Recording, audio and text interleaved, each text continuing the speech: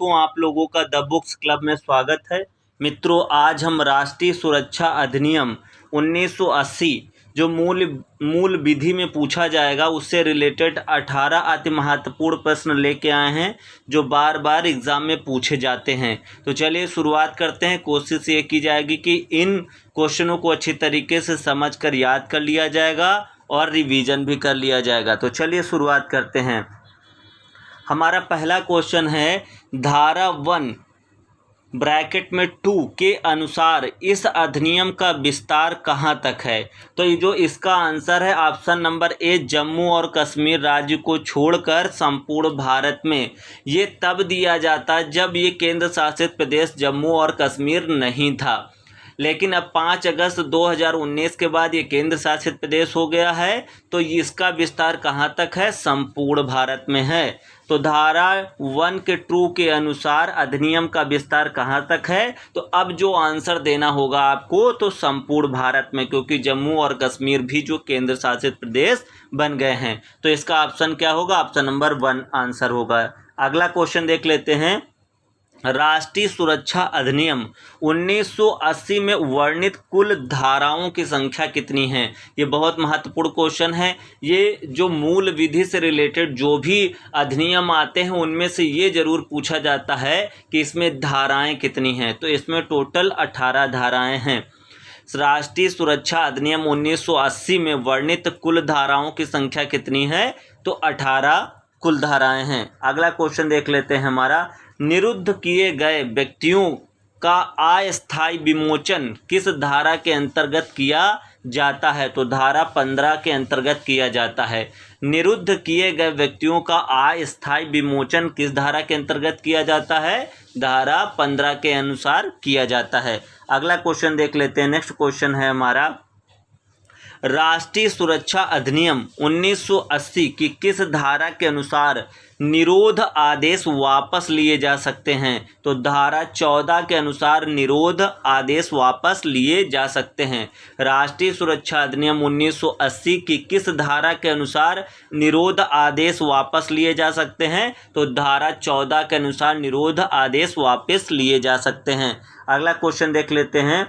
राष्ट्रीय सुरक्षा अधिनियम का प्रमुख उद्देश्य है क्या है? नंबर 1 राष्ट्र की सुरक्षा, नंबर 2 जनता के जान माल की सुरक्षा, यानी उपरोक्त दोनों। इसका आंसर क्या होगा? आंसर सी होगा कि राष्ट्रीय सुरक्षा अधिनियम का प्रमुख उद्देश्य क्या है?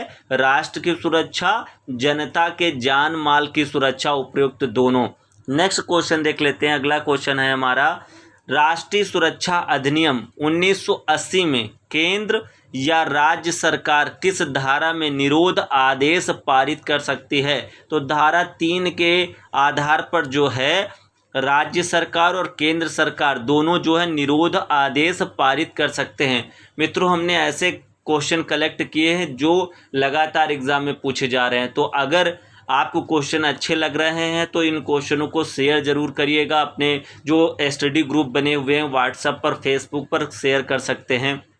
और जो लोग नए हैं तो वो चैनल को ज़रूर सब्सक्राइब करेंगे और शेयर भी करेंगे। चलिए अगला क्वेश्चन देख लेते हैं।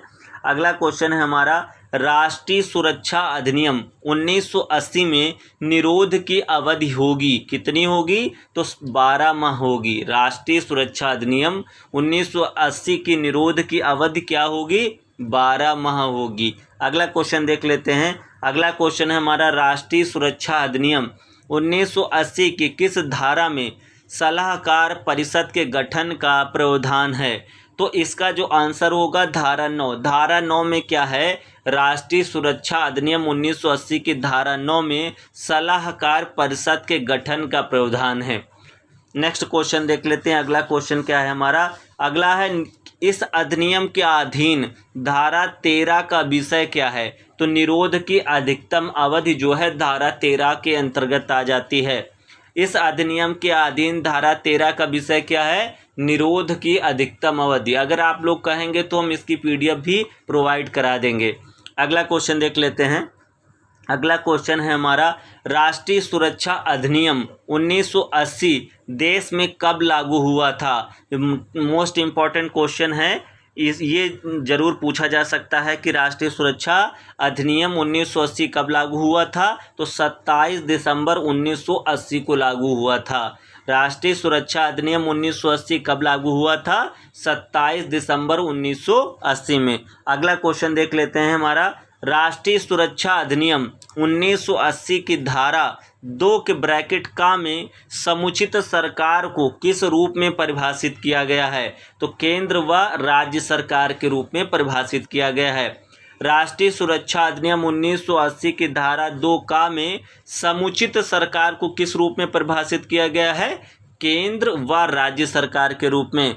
अगला क्वेश्चन देख लेते हैं, फरार व्यक्ति के संबंध में शक्तियों को अधिनियम की किस धारा में वर्णित किया गया है, तो धारा 7 में वर्णित किया गया है। फरार व्यक्ति के संबंध में शक्तियों को अधिनियम की किस धारा में वर्णित किया गया है, धारा 7 में वर्णित किया गया है। अगला क्वेश्चन देख लेते हैं, राष्ट्रीय सुरक्षा अधिनियम 1980 की किस धारा में सद्भावना से की गई कार्यवाही का संरक्षण वर्णित है, तो धारा 16 में वर्णित है।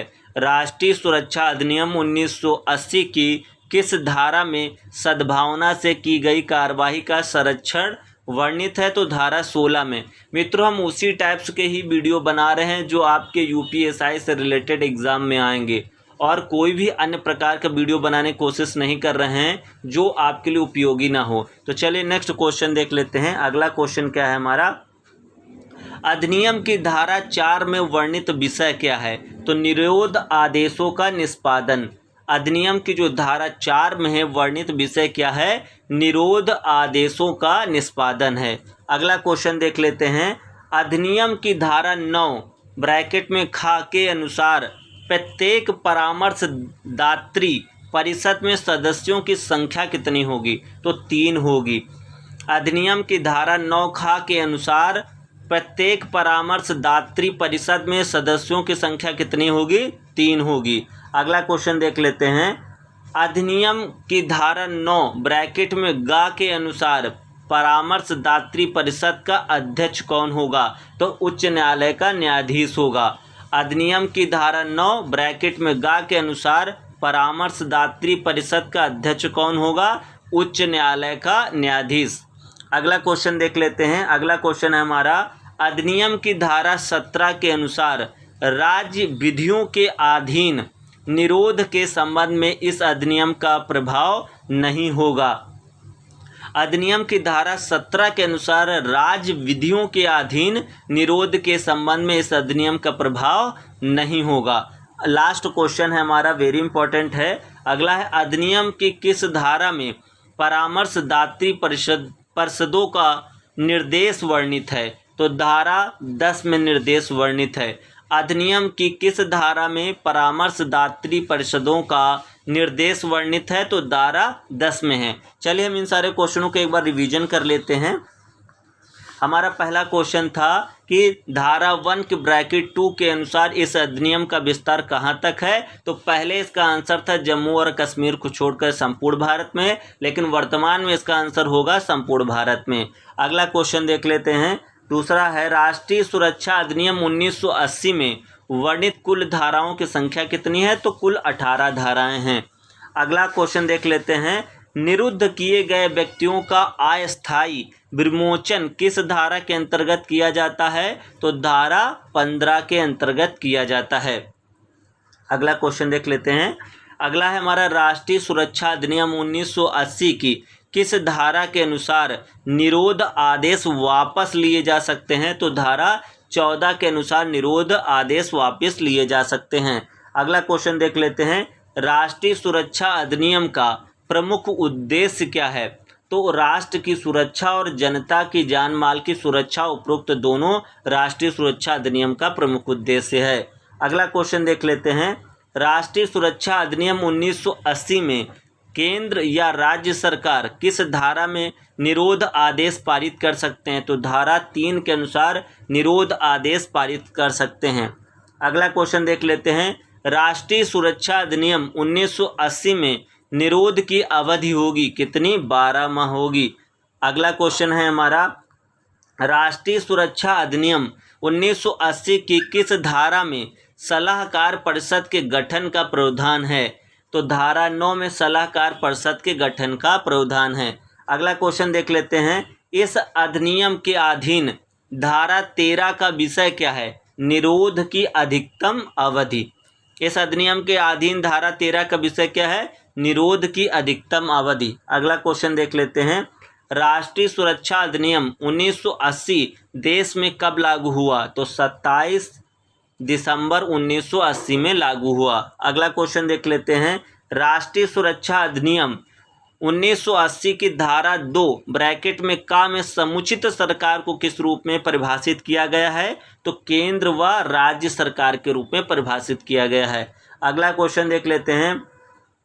फरार व्यक्ति के संबंध में शक्तियों को अधिनियम की किस धारा में वर्णित किया गया है? तो धारा 7 में वर्णित किया गया है। अगला क्वेश्चन देख लेते हैं। राष्ट्रीय सुरक्षा अधिनियम 1980 की किस धारा में सद्भावना से की गई कार्यवाही का संरक्षण वर्णित है? तो धारा 16 में सद्भावना से की गई कार्रवाई का संरक्षण वर्णित है। अगला क्वेश्चन देख लेते हैं। अधिनियम की धारा 4 में वर्णित विषय है निरोध आदेशों का निष्पादन। अगला क्वेश्चन देख लेते हैं। अधिनियम की धारा 9 ब्रैकेट में ख के अनुसार प्रत्येक परामर्शदात्री परिषद में सदस्यों की संख्या कितनी होगी? 3 होगी। अगला क्वेश्चन देख लेते हैं। अधिनियम की धारा 9 ब्रैकेट में ग के अनुसार परामर्शदात्री परिषद का अध्यक्ष कौन होगा? उच्च न्यायालय का न्यायाधीश होगा। अगला क्वेश्चन देख लेते हैं। अधिनियम की धारा 17 के अनुसार राज्य विधियों के अधीन निरोध के संबंध में इस अधिनियम का प्रभाव नहीं होगा। अगला क्वेश्चन देख लेते हैं। लास्ट क्वेश्चन है हमारा। अधिनियम की किस धारा में परामर्शदात्री परिषदों का निर्देश वर्णित है? तो धारा 10 में वर्णित है। मित्रों, कैसे लगे क्वेश्चन कमेंट बॉक्स में ज़रूर बताइएगा। अगर अच्छे लगे हों तो स्टडी ग्रुप में ज़रूर शेयर करिएगा, जिससे लोगों और आपके साथ के जो पढ़ने वाले हैं उनको प्रॉफिट होगा। और जो लोग नए हैं तो चैनल को सब्सक्राइब करना मत भूलिएगा। बहुत बहुत धन्यवाद।